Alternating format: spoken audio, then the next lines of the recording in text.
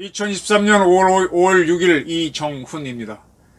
김남국 민주당 의원의 60억 비트코인이 화제를 몰고 있습니다. 김남국 의원 많이 돌출적인 행동을 하던 사람이죠. 혹시 제2의 이재명, 리틀 이재명이 아닐까 의심이 들지 않습니까? 왜냐? 걸리면은 법률 어쩌고 저쩌고 내밀고 안 걸리면 그냥 돈. 네, 비슷한 모습입니다. 김남국 의원이 비트코인에 대해서 조선일보가 먼저 보도했죠. 그가 상당한 60억 원가량의 비트코인을 거래했다 이거였죠. 이런 보도를 했습니다. 그에 대해서 뭐라고 논박을 했는가 하면, 내가 거래한 게 문제가 있느냐, 문제가 있다고 의혹을 제기하는 사람들은 모든 걸 걸고 진실게임하자, 내 정치 생명과 전 재산을 걸겠다라 그랬습니다. 그 의혹을 제기하는 사람들은 출처가 불분명한 금원을 갖고 와서 내가 투자한 것인지 그렇게 주장하는데, 그러한 가상화폐를 비밀 USB에 은닉한 것인지 불법적인 투자가 있었는지 그러는데 다 확인해보자. 난 떳떳하다 이겁니다. 그리고 소설을 하나 만듭니다. 한동훈 법무부 장관이 청담동 게이트를 김의겸이가 얘기했을 때, 김의겸은 의원이란 말을 붙여주고 싶지가 않죠. 김의겸한테 뭘 걸 것이냐고 말했는 걸 거론하면서 나도 그렇게 묻고 싶다. 다 걸어라. 민법상 인정되는 합법적 계약서를 작성해서 전 재산을 걸고 시시비비를 따지자, 가리자 라고 그랬습니다. 그러면서 검찰에서는 영장을 청구했는데 기각됐다 라고 주장을 했습니다. 영장 청구가 있었던 건 맞는 것 같아요. 지금 보도가 아직 정확하게는 안 나왔는데, 이 비트코인 거래하면서 일정한 금액 이상이 되면 AI가 자동으로 FIU에 통보를 하죠. 그럼 FIU는 그 중에 좀 이상해 보이는 거, 그것도 AI로 가리죠. 자동으로 검찰에 통보하게 되고, 검찰에서는 그것이 무슨 더 살펴볼 필요가 있는지, 범죄 혐의가 있는지 살펴보기 위해서 계좌를 보겠다 하고 영장을 청구했는데, 지금 법원이 좀 어떻다는 얘기가 많은데, 어쨌든 그 영장 발부를 해주지 않았습니다. 그래서 기각이 돼가지고 지금 김남국 의원은 다 까보자, 나도 걸겠다 이렇게 주장할 수 있는 여지를 만들었습니다. 다 까보면 뭐가 나올지 모르죠. 일단 까봐야 하는데 까본 적이 없으니까, 그리고 영장이 기각됐으니까 이렇게 주장하는 것 같습니다. 네. 그리고 또 하나 소설을 쓰는데, 자신을 개인으로 표현해서 개인의 민감한 금융정보와 수사정보를 언론에 흘린 것은 윤석열 라인의 한동훈 검찰 작품이라고 생각한다. 이렇게 소설을 써놓고 진실이 무엇인지 상관없이 부풀려 의혹을 제기하고 흠집내고 윤석열 실정을 덮으려는 아주 얄팍한 실수라고 단언을 했습니다. 생각된다라고 추론을 하고 난다면은 아주 확정적인 이야기를 했어요. 이렇게 얘기하면 요거는 참 못된 발언이죠. 네, 변호사들이 이렇게 얘기하나요? 이런 거에 속아 넘어가는 사람들이 있죠. 네, 언론도 속아 넘어갑니다. 그는 영장 기각에 대해서 모든 거래 내용이 투명하게 추적 확인이 돼 수사의 필요성이 부족해서 영장이 기각된 것으로 판단한다. 이건 자기 판단이죠. 검찰에서는 좀 보자라고 해서 영장을 청구한 건데, 법원이 안 해줬기 때문에 검찰이 보지 못한 걸로 보는데, 투명했기 때문에 기각된 걸로 안다. 혐의 사실이나 문제가 없음에도 강제 수사를 이어나가려고 한다. 언론에 흘린 걸라고 봐가지고 강제 수사를 하기 위한 거는 수사권 남용이다 이렇게 주장을 했습니다. 이것도 약간 예단이죠. 왜냐하면 조선일보가 이거를 과연 검찰에서 받았는지, 이 자료를 아니면 스스로 취재했는지, 이 정도는 또 금융시장에는 숱한 찌라시가 다니거든요. 거의 비밀이 없습니다. 어젯밤에 주요 인사가 뭐 했는지까지 다 나옵니다. 그 중에 몇 번 확인해서 두세 사람 확인하면 그냥 기사 쓸 수 있죠. 요렇게 이제 소설을 써놓고 단정을 하고 그리고 자기 주장을 하는 게 김남국 스타일인 것 같습니다. 이 친구는 하여간 지난 선거 때도 그전에도 국회에서 참 상당히 특이한 발언을 많이 했었죠. 이 김남국 씨는 82년생, 젊죠? 이제 40 초반이네요. 만 40 하나. 그 세월호 사건이 일어난 안산시 단원구을 지역 국회의원 출신입니다. 전남 광주 출생, 사례시오 고등학교 나왔죠. 유명한 광주에. 그 다음에 중앙대 행정학과를 나와서 전남대학교 로스쿨을 나왔습니다. 거기 1기로 졸업하면서 변호사 시험에 합격했습니다. 그리고 방상혁 씨도 전남대 로스쿨 나왔는데 두 사람이 변호사 시험 합격자로서는 처음으로 국회의원이 됐죠. 지난 국회에서. 그는 법무법인 예율이라는 데에서 변호사 생활을 시작했는데 그때 뭐 많은 이렇게 법률 상담도 하고 연애 상담도 하고 뭐 이렇게 좀 튀는 행동들을 많이 했습니다. 국회에 들어와서는 뭐 상당히, 근데 지난번 그 단원을에 출마했을 때 상당히 아슬아슬하게 이겼죠. 처음엔 출구조사에서는 이겼다고 나왔는데 막상 개표해 보니까 근소하게 졌었죠. 근데 막판에 사전투표 등이 개봉하면서 간신히 이겼죠. 하여간 튀는 발언을 많이 했습니다. 이재명 민주당 대표하고는 중앙대 선후배인데 뭐 나이 차이가 좀 나니까 어떤 관계인지는 모르겠지만 지난 대통령 선거를 앞두고는 친명계로 들어간 건 확실하죠.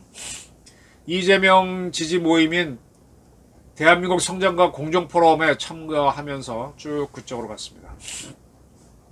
그리고 젊은 국회의원 중 그가 21대 들어왔을 때 30대 후반이었는데 그때 8억 원이 넘는 재산을 신고했거든요. 지금도 이제 10억, 12억, 13억. 젊은 국회의원, 30대 국회의원 중에서는 가장 많은 재산이 있다라고 신고했는데 특이한 거는 80%가 주식으로 있었어요.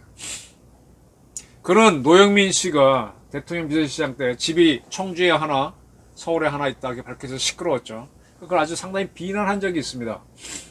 그때 이제 노영민 씨가 청주 아파트를 먼저 처분하니까 청주 거를 처분해야 이제 세금이 적죠. 그러니까 부적절하다 하고 막 비난했던데 그는 하여간 남물리 비난하는 데는 굉장히 앞장서는데 자기 거가 되게 되면은 또 자기가 지지하는 세력에 나서게 되면 아주 자기 법률 지식을 동원해서 탁탁 막는 그런 사람입니다. 그리고 그는 이제 이 사건이 터지니까 저긴 누굽니까? 이준석 전 국힘당 대표를 물고 늘어졌어요. 이준석이가 비트코인 투자할 때는 언론은 잘한다고 하더니만은 왜 나한테 시비냐라고 하는데 이에 대해서 이준석 씨가 뭐라 그랬는가 하면 이 비트코인 같은 경우는 젊은 사람들은 많이 하는 모양이에요. 저는 말은 들었는데 해본 적은 없는데 어떻게 하는지 좀 어렵기도 하고 접근이 좀 어려운데요. 이준석 씨가 김 의원이 다급한 건 알겠는데 나는 항상 알고리즘 트레이딩을 했고 김 의원은 방송 패널 하던 시절부터 텔레그램 리딩방을 좋아하셨던 기억이 난다 라고 그랬습니다. 이게 리딩방인가 뭔가 하면은 코인 리딩방이라는 게 있대요. 코인 전문가가 특정 종목 매수를 추천하는 비공개 채팅방입니다. 코인 리딩방. 그래서 어느 걸 사라고 찍어주고 사고 파는 시기까지 리딩해주기 때문에 리딩방이라고 불리는데 리딩방을 좋아하지 않았느냐. 유사 투자 자문업체가 운영하는데 이게 시세 조정도 하는 걸로 보이기 때문에 가끔은 불법 소지가 있다라고 했습니다. 나는 그냥 알고리즘 트레이딩으로 하는데 너는 그걸로 하지 않느냐? 그러니까 의심받을 만 하지 않느냐? 이렇게 얘기했습니다. 네. 지금 김남국 씨 건에 대해서 뭐 정청래 등 비롯한 많은 사람들이 방어를 해주고 있죠. 네. 뭐 김남국도 빨끈하고 있고. 그런데 이제 이 김남국 씨는 코인 실명자라고 불리는 트래블 룰이 시행되기 직전인 지난해 2월 말 3월 초 전량 이거를 인출했다. 그때 이제 돈이 한 60억가량 이동됐기에 FIU가 이상한 거래다라고 해서 수사기관에 통보했던 거고, 그래서 그 계좌를 보려고 영장을 청구했는데 법원이 막아준 거죠. 그 대장동 게이트도요. 대장동 게이트도 그 화천대유가 이미 그 50억을 곽상도 아들한테 주고 누구한테 퇴직금으로 주고 할 때 등등이 이상해가지고 그 이상한 작은 거래. 왜냐하면 은행에서 막 화천대유가 현금을 찾아갔거든요. 은행마다 현금을 많이 준비는 안 해요. 지점마다. 미리 전화를 하고 그러면 한 1, 2억 준비해 주지 보통은 1억 원도 준비 안 하고 있거든요. 근데 가서 갑자기 현금 달라 그러면 거의 당황하죠. 그리고 이제 그런 것들은 자동으로 AI에 통보가 되기 때문에 FIU가 이 화천대유가 이상하다라는 거를 용산경찰서에서 알려줘갖고 용산경찰서가 조사를 했었어요. 그런데 그때가 문재인 정권이라 그런지 그냥 그러고 말았습니다. 그 이상 확대가 안 되었었어요. 뭐 영장 청구 검찰까지 가지도 않았고.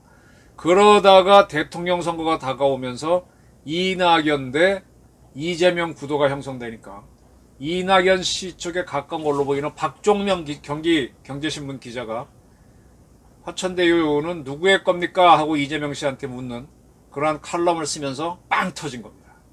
이게 잘 보셔야 될 게 문재인 정권이 이해찬 씨가 그랬잖아요. 20년 정권을 가져가자.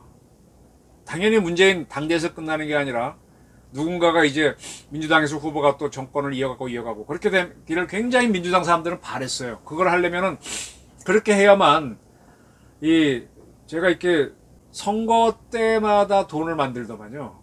제가 그 방식은 정확하게 모르고 이렇게 듣기만 했는데 대통령 선거가 다가왔을 때 이제 확실한 후보를 밉니다. 그러면서 그 지역 사람들이 원하거나 돈을 내는 사람들이 있으면 돈을 움직이게 하면서 그가 어느 지역을 이렇게 해제를 하기를 원하죠. 그러면 그쪽으로 공약을 비슷하게 만들면서 그러면 그 해제가 되면 좋아할 사람들 많거든요. 그린벨트 해소하고 그래서 지금 서울 남쪽의 수원 뭐 이쪽이 난개발이 됐던 게 그런 건데 대장동도 그렇게 볼 수도 있고 그렇게 해서 쭉쭉 풀어가는 겁니다. 대통령 선거가 이 최고의 이 빅 이벤트예요. 그래서 당선만 되면은 이제 확 추진하고 정권 초기에 딱 하고 그다음에 빠지는 겁니다. 그다음부터는 이제 뒤따라오는 사람들은 운 좋게 한두 사람 통과되고 나머지는 걸려들게 되죠. 그래서 선거 직전에 배팅을 하고 선거가 결과가 나오면 쫙 하는 겁니다. 그래서 이제 어떻게 하든 선거에 이기려고 이게 일종의 선거가 대선이 돈놀이에요. 여야를 막론하고 그런 건 있어요. 근데 특히 심한 게 민주당 계열입니다. 민주화 어쩌고 하면서 규제를 풀어야 된다는 이유로 규제를 푸는 쪽으로 예를 들면 지금 이미 결정되고 말았지만은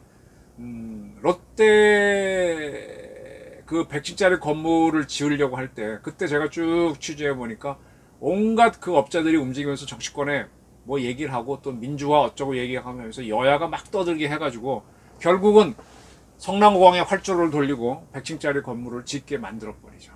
그렇게 하면 그 지역 땅값이 다 올라가니까 나중에 되면 서울공항 또 나가라 그럴 겁니다. 그렇게 장난들을 칩니다. 그러니까 지금 FIU에 통보가 됐는데 거기서 검찰 영장이 기각됐기 때문에 뭔진 모르죠. 근데 이것도 이제 박중명 같은 사람이 이게 뭡니까 하고 문제 제기를 하는 순간에 터지면은 대장동 게이트처럼 비트코인 게이트가 될 수도 있죠. 하여간 이 김남국 씨는 흥미로운 사람이에요. 본인은 굉장히 공격적인데 본인이 또 이렇게 다른 데서 돈을 만들고 있었네요. 근데 그 만드시는 방법이 정당한지 아닌지는 아무도 확인하지 못했습니다. 근데 본인은 굉장히 자신하는데 다 걸어라 그러는데 한번 조사를 해봤으면 좋겠어요. 그러면 김남국 씨 내 영장 받아주라. 그래서 한번 다 조사해봐라. 그렇게 나가야지. 그렇게 나가야지. 저 이재명 씨도 뭐 문제 나올 때마다 나와가지고 뭐가 그냥 뭐 떳떳한 듯이 외치다가 빼박도 못하는 자기 마누라의 버카빌이 아들의 그 문제나 그때는 개인 문제니까 사과를 살짝 하고 넘어가고 그러던데. 그런 면에서 김남국은 상당히 이재명과 비슷한 면이 있어요. 리틀 이재명, 김남국 한번 조사하면 안 될까요? 걸리면 법률 내세워서 변호사답게 요리조리 피해 다니고 안 걸리면은 대장동 저수지처럼 돈줄이 될 수도 있었던 거겠죠. 물론 대장동 문제도 아직 재판이 끝나지 않았으니까 두고 봐야 되지만 여러 가지로 돈을 만든 대장동 사업으로 만든 건 화천대유가 만든 건 사실이죠. 이 김남국 씨 또한 60억 원을 돈을 돌린 거고 그 돈은 그가 재산 공개한 데는 한 푼도 포함되어 있지 않습니다. 네. 이게 새칭 민주화 인사들이 뒷모습입니다. 구린 뒷모습입니다. 물론 돈 없으면 아무것도 못하죠. 근데 사람에 따라 다 그렇긴 한데 심하니까 문제죠. 내가 할 땐 뭐고 네가 할 땐 뭐다. 네. 리틀 이재명 김남국 한번 제대로 까봤으면 좋겠습니다. 경청해 주셔서